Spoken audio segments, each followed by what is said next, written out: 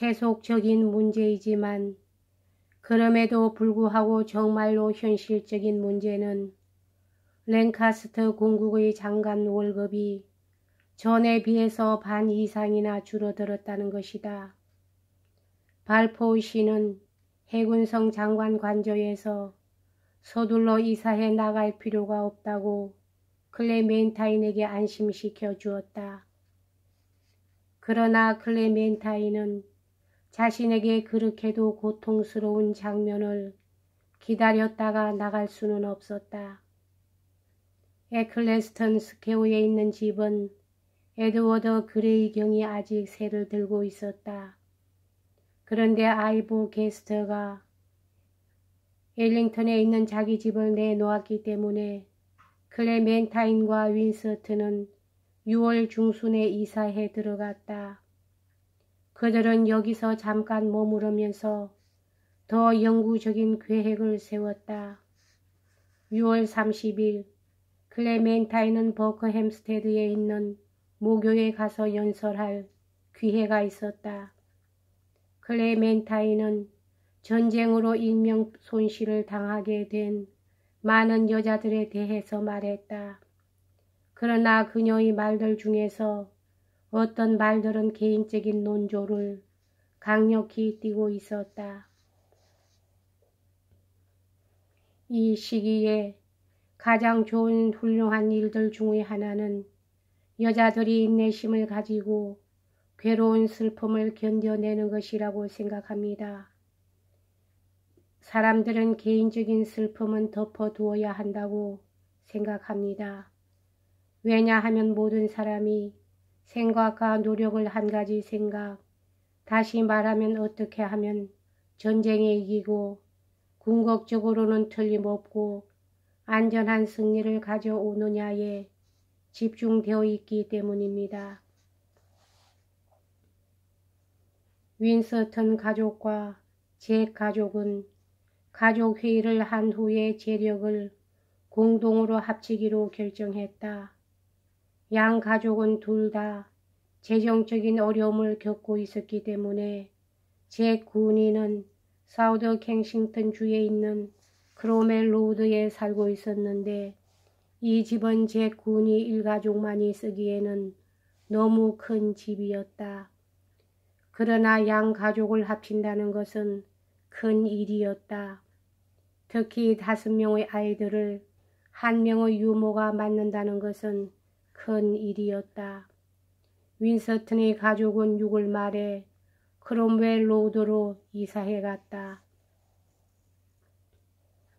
신연립 정부가 행한 최초의 일 가운데 하나는 다다넬저 전투를 성공적으로 지원하는 일이었다. 군사회의의 위원으로서 윈스턴은 이 계획을 유지하고 촉진시키는 데 최선을 다했다. 그러나 그에게는 집행을 할 수 있는 부서가 없었다. 윈스턴이 그림을 그리는 데에서 매력을 발견한 것은 이 우울하고 절망적인 몇 달 동안이었다. 5월 말에 윈스턴과 클레멘타인은 고달민 근처에서 호우팜이라는 작은 집을 여름 별장으로 새를 얻었다. 어느 날 윈스턴은 정원에서 산책하다가 군이가 수채화를 그리고 있는 것을 발견했다. 매혹을 느낀 윈스턴은 붓을 달라고 해서 자기도 한번 시도해 보았다. 클레멘타인은 윈스턴이 잡다한 걱정에서 벗어날 수 있는 오락을 찾은 것에 감동하여 여러 가지 종류의 그림 물감을 구하여 갖다 주었다.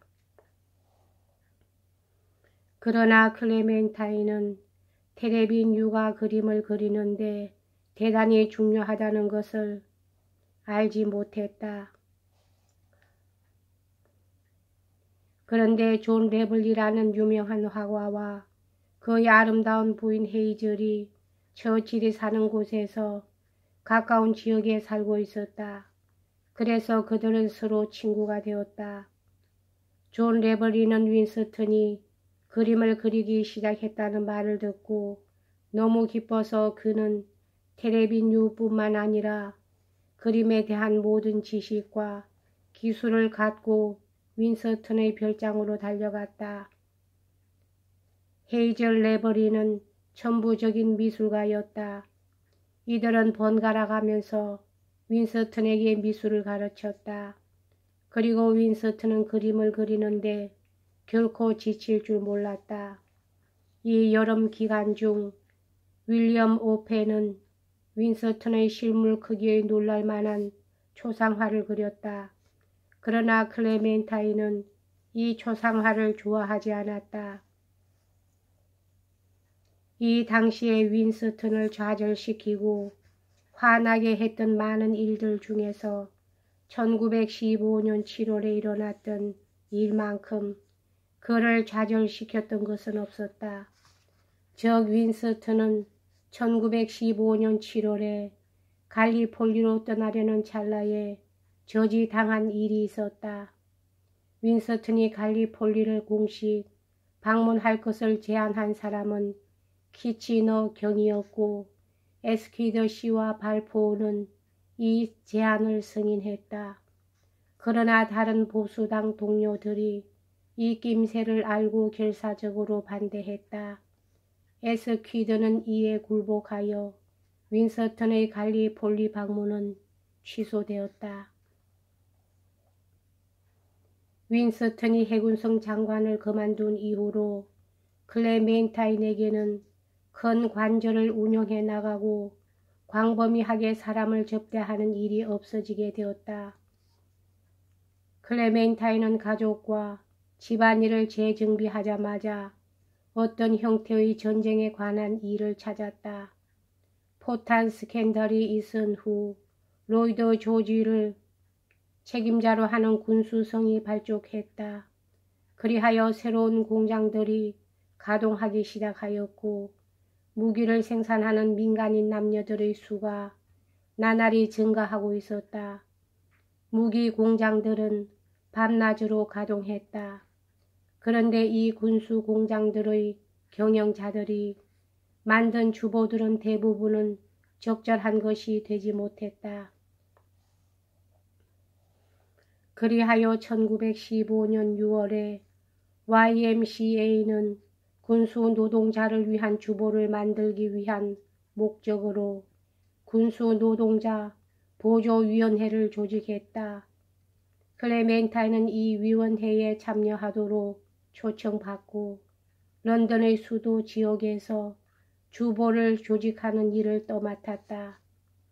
그 다음 몇 달 동안 클레멘타인은 9개의 주보를 개설하고 고용인들을 충원하고 운영하는 책임을 지게 되었다.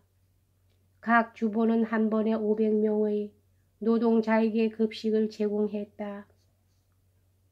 클레멘타인은 그 당시에 아주 큰 행정적인 일을 떠맡았던 다른 많은 여자들처럼 사전의 경험이나 훈련이 없었다. 그럼에도 불구하고 클레멘타인은 용기 있게 그리고 정열적으로 이 일에 뛰어들었다.